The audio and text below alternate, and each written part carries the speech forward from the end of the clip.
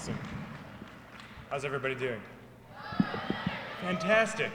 I say that all the time and people never actually respond, so a few points for that. First of all, thank you so much, General, for caring about the young people and for giving this platform to learn about all this stuff and for having me here today. And thank you, JPL, for hosting this event. And it's really such an honor to be here, to be able to talk to you. And yeah, thank you. And you know, JPL really is an amazing place, an amazing group organization, and you guys are so lucky to be able to have the chance to come here and to hear from these people and to learn all this stuff. It's really amazing that you guys get to do this. So my name is Alex Loorz. Again, I'm 17 years old. I'm from Ventura, California, like 2 hours from here. And yeah, it's just so exciting to be able to talk to you, and we're just gonna get started.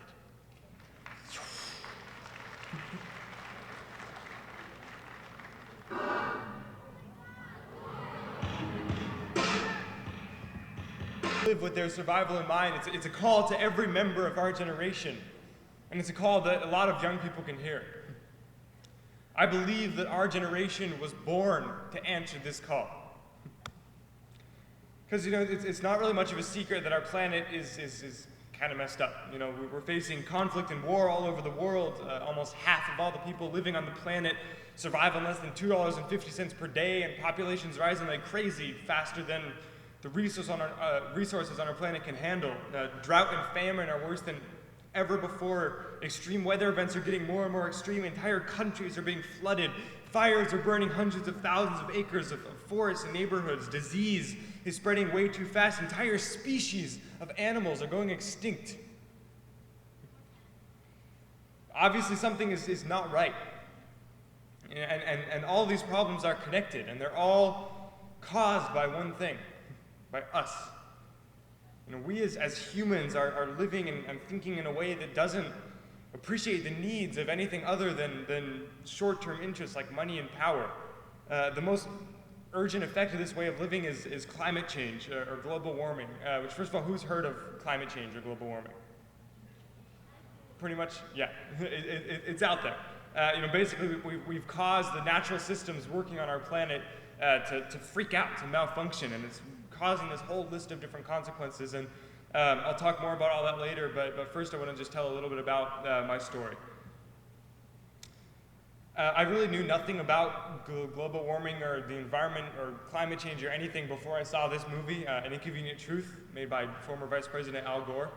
Who here's seen this movie, just by the way? A few people? Okay. You know, this affects our generation more than anyone else, and I feel like, you know, if we, as young people, can be the ones to do something about it. I just had no idea what I could possibly do. And actually that next day I got into a huge argument with my best friend at school, which I was in middle school at that time. And he was kind of started going into all the different arguments, like, you know, this is just a natural cycle, it's a hoax, Al Gore is crazy kind of stuff, which is kind of out there. You guys have probably heard some of that stuff in your communities. But basically, when I heard that, it just made me so angry that there was someone who didn't even believe that any of this stuff was going on. And I went home and I decided to just do all this research for myself and figure out, you know, what's really going on, and just kind of figure it out for myself. And I stayed up till like 2 in the morning doing all this research and putting together this presentation, basically to bring back to my friend that next day and prove him wrong. But when I was doing that research that night, I realized this is what I feel called to be doing. And I decided I wanted to give presentations just like my new hero, Al Gore.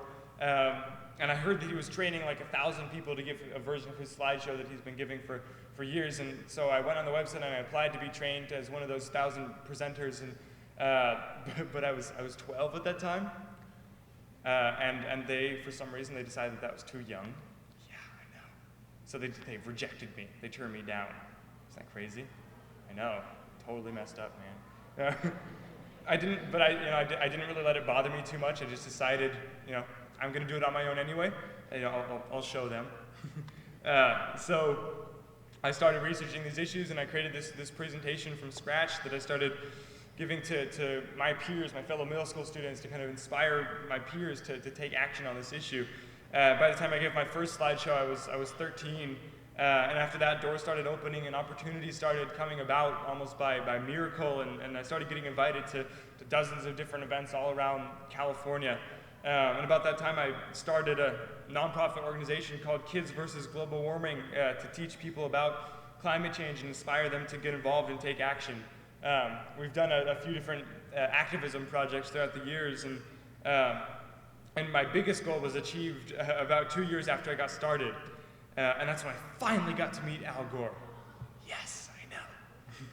It has seriously been thank you. It's seriously like a dream of mine to meet him. I was so freaking excited. I told him all about how I had applied to be trained, how he rejected me.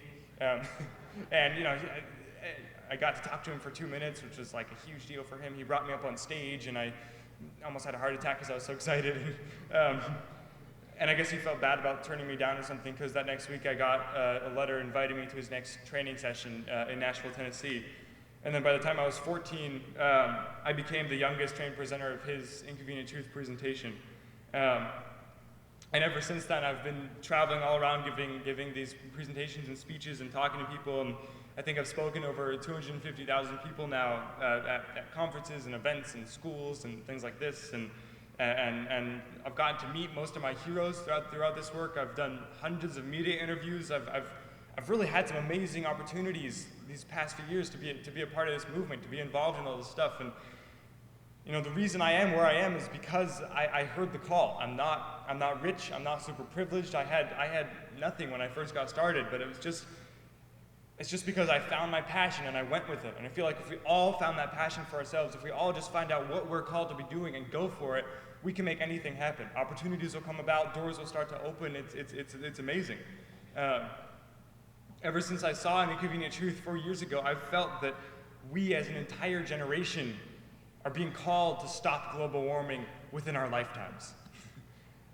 Some people think that sounds crazy, but as the great environmentalist David Brower once said, I'm always impressed with what young people can do before older people tell them it's impossible. Climate change is going to affect our generation more than anyone else. So I feel that we, as the youngest generation, need to do everything we can to solve this crisis before anyone can tell us it's impossible.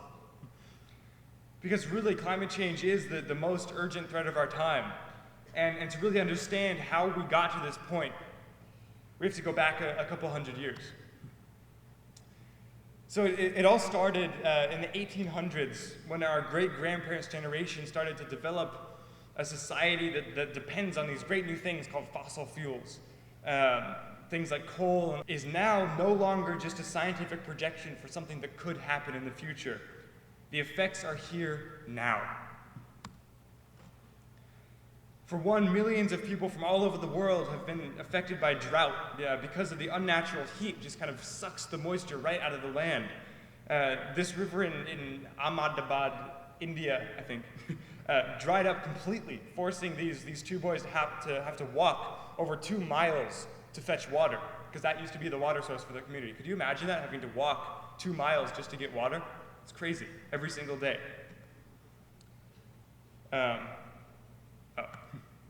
In 2009, Argentina experienced the worst drought in 50 years, killing hundreds of thousands of cattle. In 2010, China had a massive drought that dried up massive rivers, left more than literally tens of millions of people with drinking water shortages, and affected more than 5 million hectares of farmland, which I'm not exactly sure how big a hectare is, but it's a lot of farmland that was affected, just trust me. Mexico also recently had the worst drought in over 60 years, killing animals and destroying the land. And even here in California, we've been facing massive, destructive drought for years. And it's just getting worse and worse and worse all the time. And you know, what else comes with drought? What else is fueled by drought? Fires, wildfires. Inception music. We all know we all know about the crazy wildfires happening the past couple years in California. This picture is actually just from up above Santa Barbara, really close to where I live. And was anyone here affected by wildfires in this area, or fires at all over the past few years?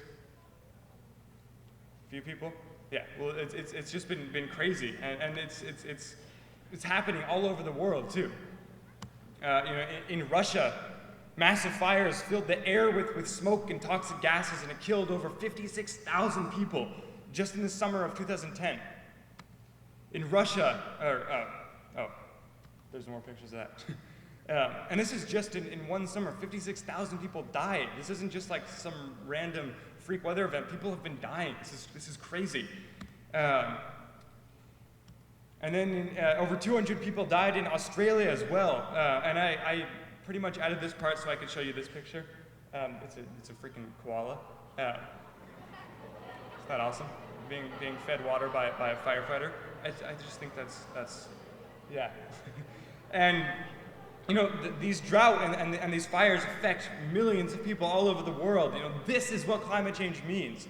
It's not just like scientific numbers on a boring document. It's koalas being fed water by firefighters because their habitats were burned down by fires and wildfires because of climate change. And what's actually really interesting and kind of weird is that while all these places have been experiencing this crazy drought, at the same time, floods are getting worse as well. And I've actually had a hard time over the past few years trying to understand this and understand how we actually have a chance to solve this crisis and stop this from happening. But I've recently been talking to Dr. James Hansen, who's one of the world's top climate scientists from NASA. He's the head of the Goddard Institute at NASA. He and a team of leading climate scientists from all around the world have come up with a prescription, what it's going to take to actually solve this crisis. And they say in order to solve climate change before it's too late, we need to do two things. One, reduce our carbon emissions 6% every year. And we also need to take in 100 gigatons of carbon out of the atmosphere, mostly by planting trees. And 100 gigatons, I don't really know how many trees that is, but it's kind of a lot. But this may seem overwhelming, but the scientists assure us this is possible. This is what it's going to take if we want to solve climate change and avoid all those effects and live in a sustainable world. That's what it's going to take to get to that place. And while we're kind of pushing our government to commit to this prescription, we, as young people, can be involved as well.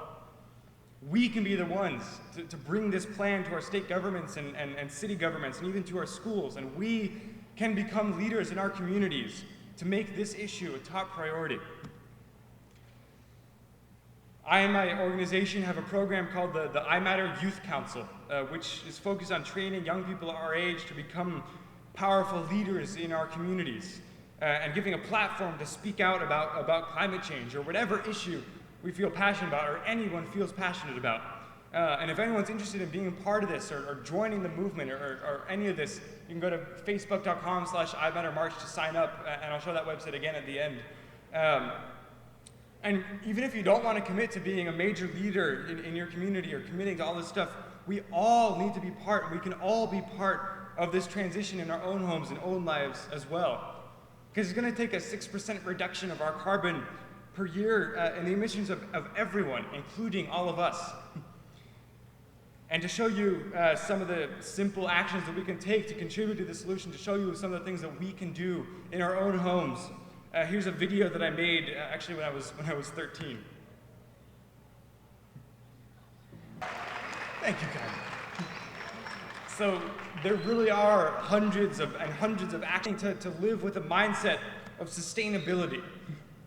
This is a term that a lot of people use to mean a lot of different things. Living as if our future matters.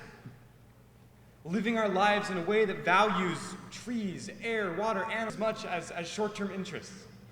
And making decisions that are beneficial to this and every generation to come. It sounds simple, but right now we as a society aren't anywhere close to living as if our future matters. Right now we're living as if the only thing that matters are short-term interests like money and power and convenience. And if we want to solve this climate crisis, that mindset is what needs to change. We as a society need to learn to live in a way that values nature and the survival of our generation with everything that we do. And the next step in this transition is to imagine a world where unsustainable fossil fuels are replaced with a better way of running our lives. Imagine living in a world where instead of running our lives off of dirty fossil fuels, all of our energy came from clean, renewable sources like wind power, solar power, or even wave power. Isn't that cool? Imagine a future where we don't destroy mountains to get at the coal inside, but instead we preserve forests and respect the role that they play in keeping our planet healthy. Imagine a world where instead of seeing gas stations on every corner, we had community gardens where we grow our own food and connect with our neighbors on a deep level. Imagine a world where buildings don't waste energy, but instead are designed to live in harmony with the natural environment, or even generate electricity on their own. This is a planned building in Dubai called the Dynamic Tower. It's architects are working on it now. It's 80 floors tall, and each will appreciate it until you see it in action.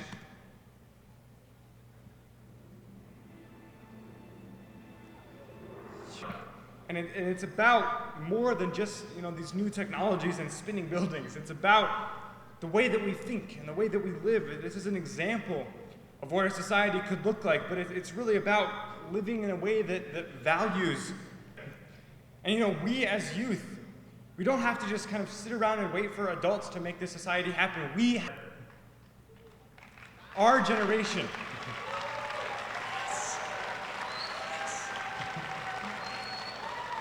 well, right now, our generation, the youth, are that minority of creative, dedicated people, and I believe with all my heart that we will make the world better. All it'll take is knowing what we're called to do and standing up with a unified voice to let the world know that we matter. A lot of times people our age feel like we don't really have much power. We can't really make that much of a difference. Like nobody will listen to us, and all I can say is that's simply not true. Believe me when I say it, we can be some of the most powerful people on this planet. Once we find what we're called to do, once we find what our passion is, once we go for it, we can make anything happen. People will listen to us. Doors will start to open. I believe that we can solve climate change within our lifetimes, no matter how impossible and crazy it may seem. It's going to take a revolution.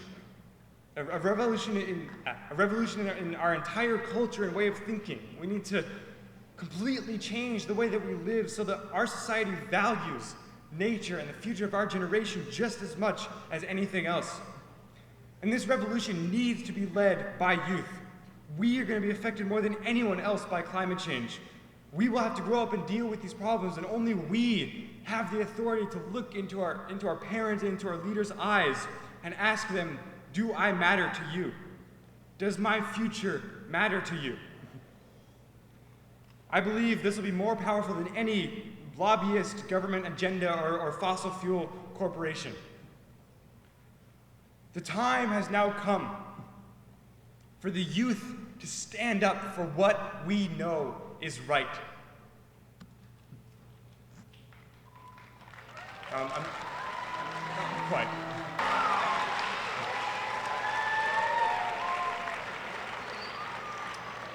I don't know if you could see, but at the end of that video, taking action. Starting last May, youth from all over the world have been standing up and marching in our communities to make our voices heard, to let the ruling generation know that our future matters. We've realized that climate change affects us more than anyone else, and we are ready to do whatever we possibly can to change it. And we're demanding that people in power do the same. We are banding together as a generation to let the world know that climate change is not about money, it's not about power, it's not about convenience, it is about our survival. It's about the future of this and every generation to come, and it's up to us to bring this message to the world. The event is called the I Matter March, and it's a campaign that I started about 1.5 years ago to give a voice to the members of our generation affected most by climate change. And the movement has officially begun. There have been marches organized in over 160 different communities in over 43 countries. Everywhere from San Francisco to Vermont to Nicaragua to Costa Rica to Bangladesh to Cancun, Mexico to Pakistan. We, the youngest generation, have stood up to make our voices heard. There was even a march going up Mount Everest. Yeah, isn't that awesome? And there was also one led by the 16-year-old son of an oil executive in Kuwait. And they were all organized by young people just like you and I. The organization just kind of provided the tools and resources they all needed to make it happen. And we put up this really cool interactive map where people could upload their marches to this map, and marches just started to happen. It was crazy. We just kind of put it out there, and marches started popping up in countries I'd never heard of before. It was awesome. And there are actually marches being organized throughout the rest of the year and even into next year. So if there's anyone interested in organizing a march here or in your community or in your schools, or even just getting involved in any way or getting more information, it's all on that website, and you can sign up to be a part of the movement there. You know, this really is a mass movement. It's way bigger than just one campaign or one organization or one group of people. Who has heard about the revolutions that happened earlier this year in Egypt and the Middle East? A few people? Has anyone heard about the Occupy Wall Street movement happening right now? A few more people? Awesome. Well, this is the movement we are a part of. This is it. And there are passionate young people, like all these people, in every community. Young people just like all of you in this room. And I believe if we all band together and keep this movement going strong, we can make anything happen. I honestly believe that we have the power to solve the climate crisis within our lifetimes. Because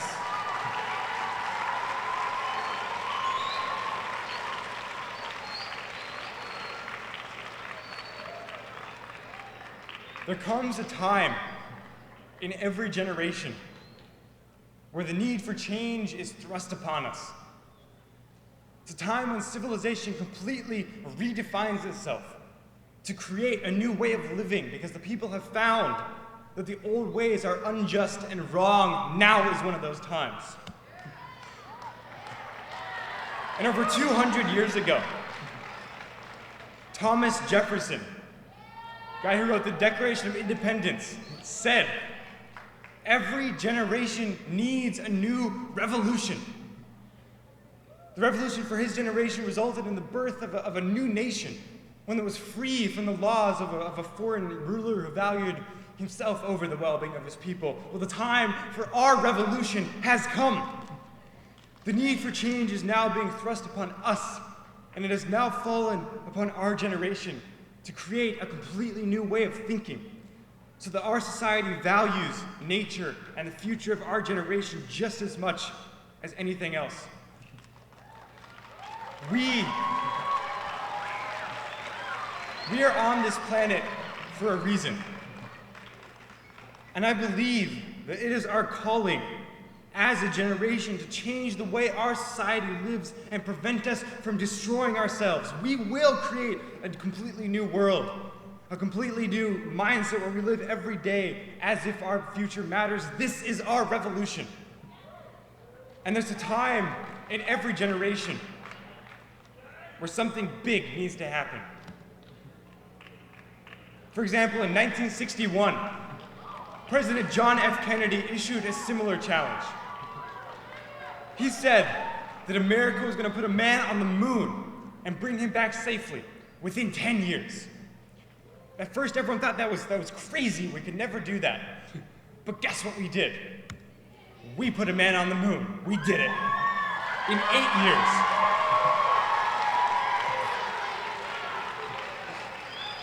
Not only in 10 years, we did it in 8 years, man. See, first of all, this just shows what we as a species are capable of if we just put our mind to it and do everything we can to make it happen. And this is a picture of the Mission Control Room in Houston, Texas, right after Neil Armstrong took that first small step for man onto the moon. The average age of these men that day, jumping up and celebrating, was 26. That means when JFK issued his challenge, they were 18. That means half of them were under 18. These guys were youth. We did that. We as youth put a man on the moon. This was the challenge. This was the challenge for our grandparents' generation when they were our age. And our generation is facing an even bigger challenge now. This time is not about exploring the moon, but it's about learning to live on Earth in a new way. We will make it happen. And if anyone ever thinks that we as youth don't have the power to do great things, we put a man on the moon. We can do anything.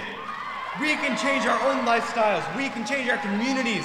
And we can most definitely start a revolution to change the mindset of every person living on this planet. This is our revolution. So let's now work together. Who here is ready to stand up, unite together as a generation, and show the world once and for all that we matter? Let's make it happen. Thank you so much.